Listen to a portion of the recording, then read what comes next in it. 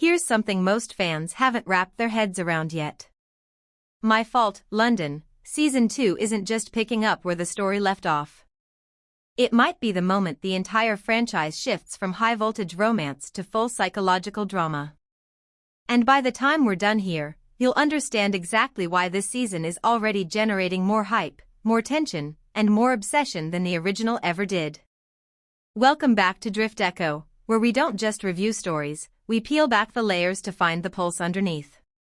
If you were hooked on the chaotic chemistry, the danger, and the unstoppable pull between Noah and Nick in the first film, buckle in. Because Season 2 takes everything you thought you knew about them and throws it into the fire. This time, the story lands in London. But don't think of it as a backdrop, think of it as the third main character.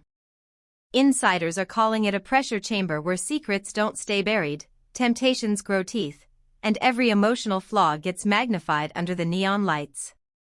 Nick's carefully buried past? Yeah, that vault is about to crack wide open. Old enemies. Bad decisions.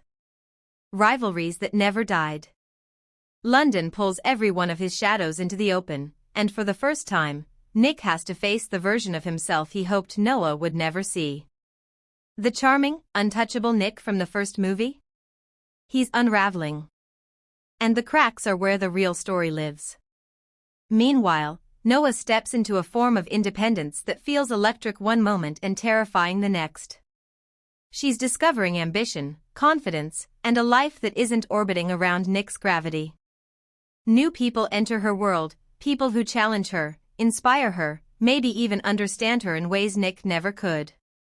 For the first time, Noah has to ask herself, who am I when I'm not defined by him? This is the character arc fans have been begging for, Noah stepping into her own identity, not someone else's shadow. And that's what makes their relationship so compelling in Season 2. It's not toxic jealousy or recycled drama. It's two people growing, but not always in the same direction.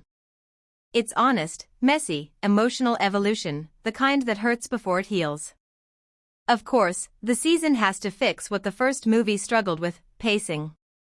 Season 1 rushed moments that needed breathing room and dragged scenes that didn't deserve the spotlight. Season 2 needs to slow down where it matters, especially during Noah's self-discovery and Nick's unraveling flashbacks, to make the emotional impact land with real force. With London's wider world comes a chance to build a stronger ensemble. Friends who challenge Noah's worldview.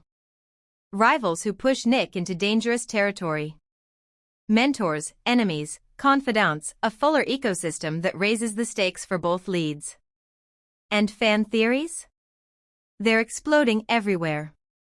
Noah forming a quiet emotional bond with a new character. A dark figure from Nick's past resurfacing. A betrayal so personal it forces the couple to confront their deepest insecurities. Not cheap drama, but the kind of emotional betrayal that changes two people forever. Behind the scenes, rumors point to a larger budget, a richer color palette, and a more cinematic tone, leaning into drama thriller territory rather than pure romance.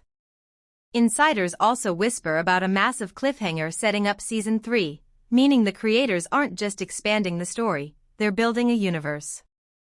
Personally, here's what I want to see. Real consequences. Honest vulnerability. London is a force that shapes the characters, not just surrounds them. And a relationship that stops chasing perfection and starts embracing truth.